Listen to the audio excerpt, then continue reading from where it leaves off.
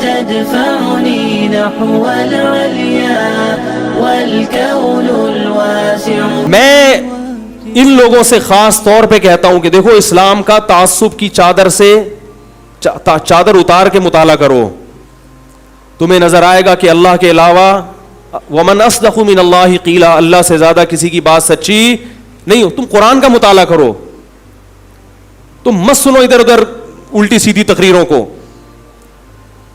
جن غیر مسلموں نے قرآن کا مطالعہ کیا ہے ان کو قرآن سمجھ میں آیا ہے. اور جتنے موٹیویشنل اسپیکر ہیں خاص طور پر انڈیا میں جو بڑے مشہور ہیں, میں نے بعضوں کی اسپیچز سنی ہے, بہت ذہین لوگ ہیں وہ, اور ان کی اسپیچز سے لگتا ہے کہ یہ اپنی قوم کے خیر خواہ بھی ہیں, دو نمبری, کیونکہ دو نمبر آدمی اتنے لمبے عرصے تک اچھی باتیں کر نہیں سکتا. تو مجھے ایک اسپیکر ہیں, ان کا نام لینے میں بھی کوئی حرج نہیں ہے, سندیپ نام ہے ان کا, 2-4 میں نے ان کی اسپیچز سنی ہے, بڑی اچھی اسپیچز کرتے ہیں. جب میں نے ان کی اسپیچز سنی تو مجھے حضرت خالد ابن ولید رضی اللہ تعالیٰ عنہ کا خیال آیا. حضرت خالد ابن ولید رضی اللہ تعالیٰ عنہ بڑے غیرت مند, آپ صلی اللہ علیہ وسلم نے ان کو پیغام بھیجا کہ خالد سے کہو کہ تم اتنے ذہین اور سمجھدار ہو کر ابھی تک اسلام تمہاری سمجھ میں نہیں آیا, یہ بات ہماری عقل میں. بولو بھائی, میں بامانہ ترجمہ کر رہا ہوں حدیث, اس کو ہم یوں کہہ سکتے ہیں پنجابی میں کہ بھائی ساڑی عقل چ یہ بات نہیں آتی, اتنے ذہین ہو کے. تو میں نے ان کی اسپیچز سنی, میں نے کہا یار اتنے ذہین آدمی کو اسلام سمجھ میں, بولو بھائی, نہیں آتا. تو جتنے یہ اسپیکرز ہیں ان تک کاش میری کوئی یہ دعوت, میری کیا علماء کی دعوت پہنچا دے, بھائی تم تعصب کی سے بالاتر ہو کر اسلام کا مطالعہ کرو, تمہاری اسپیچز میں اللہ کی قسم جان پیدا ہو جائے گی. کیونکہ آپ کی جتنی اسپیچز ہیں بہت اچھی, مگر اس میں ایک ٹیکنیکل فالٹ ہے, آپ ویژن تو بتاتے ہیں مگر اس ویژن کو الٹیمیٹ ویژن کے ساتھ کنیکٹ نہیں کرتے.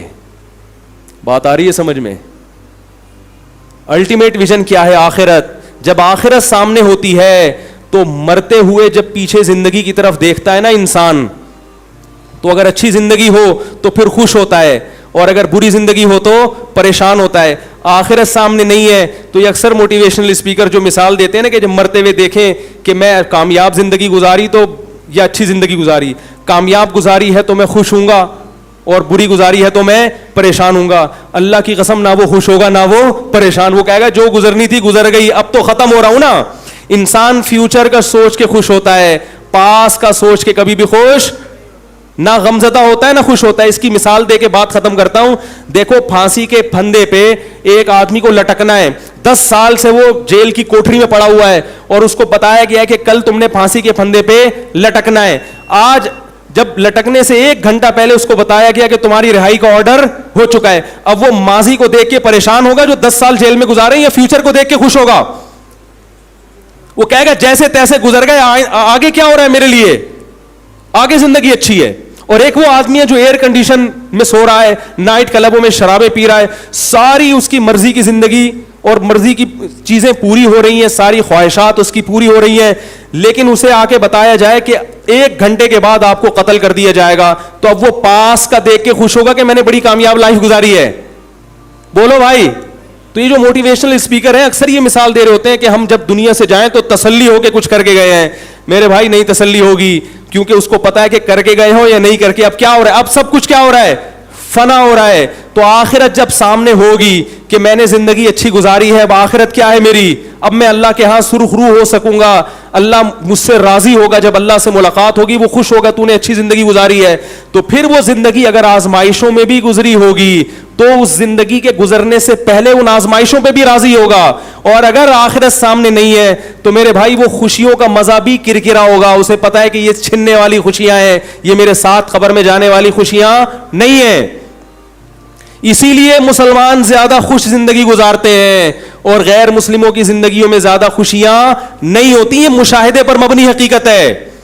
ان غیر مسلموں سے میں کہتا ہوں کبھی آؤ ہمارے گھروں میں اور مسلمانوں کے گھروں کے اندر رہ کے دیکھو, تمہیں پتا چلے گا مسلمانوں کی زندگیوں میں سکون زیادہ ہے, مسلمان میں ٹینشن برداشت کرنے کی صلاحیت زیادہ ہے. کیونکہ ہمیں دعا سکھائی ہے جب کوئی غم پہنچے انا للہ و انا الیہ راجعون, ہم اللہ کے غلام ہیں, گاڈ کو حق ہے کہ وہ اپنے غلام کے ساتھ جیسا چاہے سلوک کرے. وَإِنَّا إِلَيْهِ رَاجِعُونَ. اور مر کے ہم نے جانا کس کے پاس ہے؟ اللہ کے پاس. اس غم کا وہ ہمیں نعم البدل دے دے گا, دنیا میں نہیں تو آخرت میں مل جائے گا. یہ سوچ کے مسلمان کو تسلی ملتی ہے. آپ لوگوں کو تسلی کے جو جملے کہہ رہے ہیں وہ مصنوعی ہیں, وہ صرف ایک آرٹیفیشل خول ہے جو آپ نے اپنے اوپر اوڑھ لیا ہے. ایک مصنوعی خوش ہونے کی کوشش کی جا رہی ہے, اس خوشی کی بیس مضبوط نہیں ہے. بات آ رہی ہے سمجھ میں؟ اس خوشی کی بیس مضبوط نہیں ہے. رسول اللہ صلی اللہ علیہ وسلم نے فرمایا کوئی کانٹا بھی تمہیں چبھتا ہے تو اس کا قیامت کے دن اللہ نعم البدل دے گا, بدلہ ملے گا قیامت کے دن.